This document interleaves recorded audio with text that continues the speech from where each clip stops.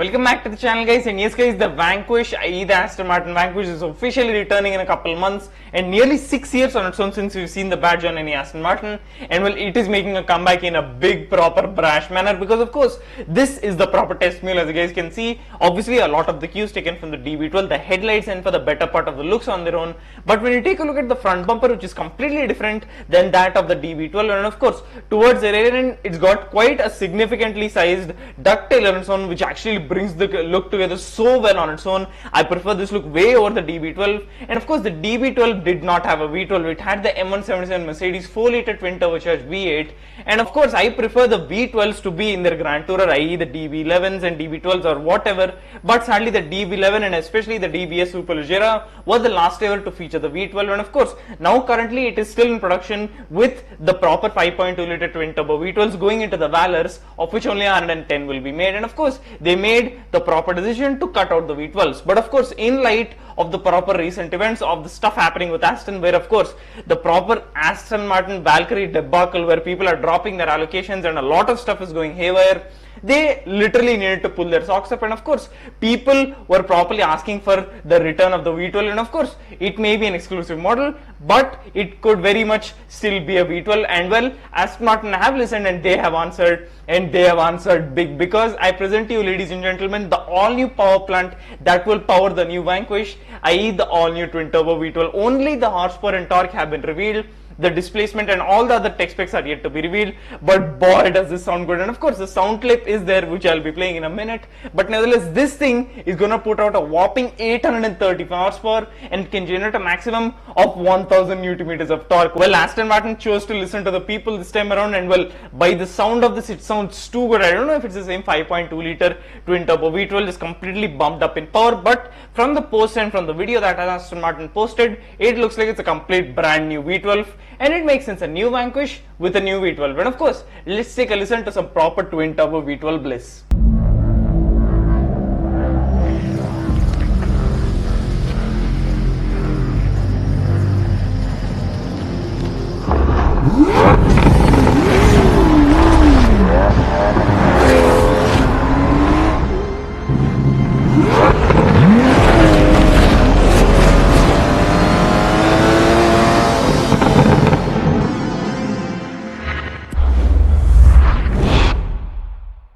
Well guys, 12 cylinders in a V configuration, fully firing flat out, will never cease to amaze us or tire us out in any way. But nonetheless, it is actually really good that Aston is properly paying attention to what the people want, given the fact of their proper tanking of their shares recently, where of course they are literally having not as good sales on their own, and of course rising costs of proper production on its own, and of course 4 models are properly yet to come out for this year, and of course the first of which has already been unveiled, i.e. the all new Vantage, the second one being the upgraded DBX 707, and the third one being the return of the Aston Martin Vanquish. And of course the twin turbo V12 motor will definitely bump up what they want in terms of sales, and of course in terms of the fact of them completely pushing into electrification as soon as possible, they have even pushed back on that idea and vowed to completely keep making internal combustion engines for as long as legally possible. And well, that is very much a good sign. But nevertheless, we will have to see what this car can do. But nevertheless, the fact that they're bringing back the V12 on its own is definitely a very big positive for them, and of course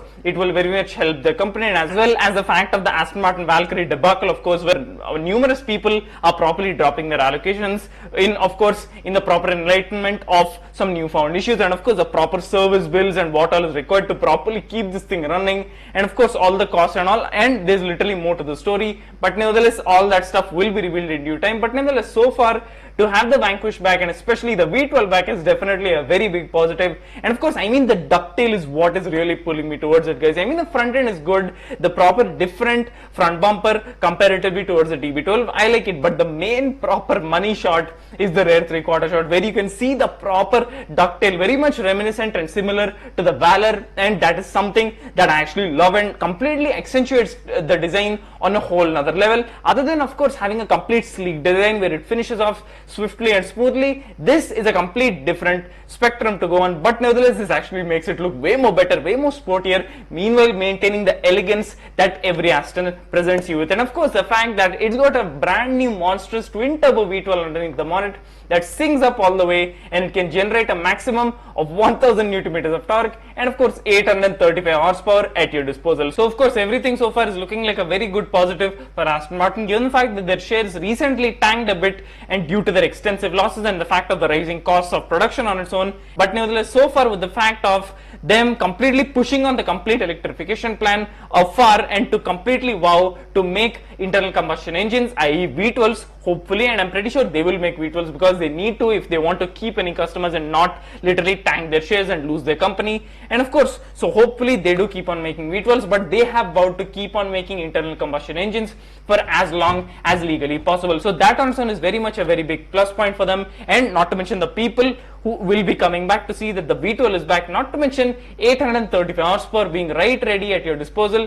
It is just going to be more incentive for us to come back, and of course all the plans of electrification being pushed, it is a very big green flag on its own.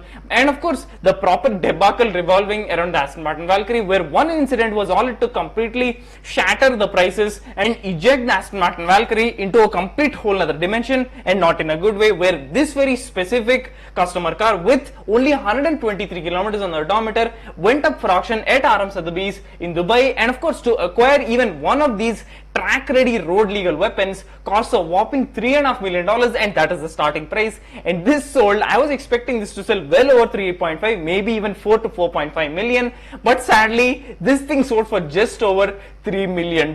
Yes guys, $3 million for a complete one of 150 Valkyrie on its own. So that on its own affected them on a very high level, inadvertently affecting Aston Martin Lagonda on their own.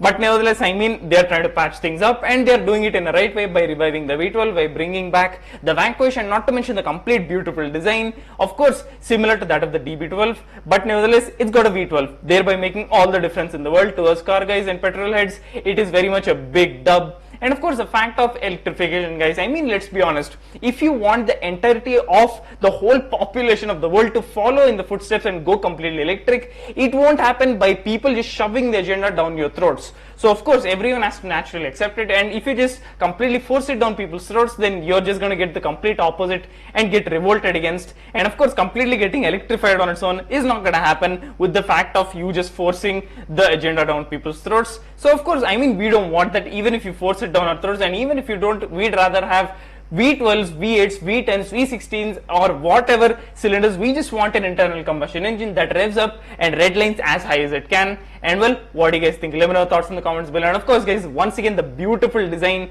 maintaining the elegance and beauty that comes from an Aston Martin, while also giving the fact that it is getting a complete brand new twin turbo V12 that casually makes 835 horsepower, and it can generate a maximum of 1000 Newton meters of torque. A very big green flag. And of course the electrification process being pushed further on, a very big green flag. So hopefully Aston Martin pull up their socks and learn what they're doing wrong. And of course the Valkyrie debacle, well, that's a story for a whole nother video where I'll be speaking about that, so stay tuned for that. But nevertheless, what do you guys think? And of course guys, thanks a lot for watching. Remember to hit that sub button and click the bell to ensure you don't miss out on any future videos. Thanks a lot for watching guys, see ya.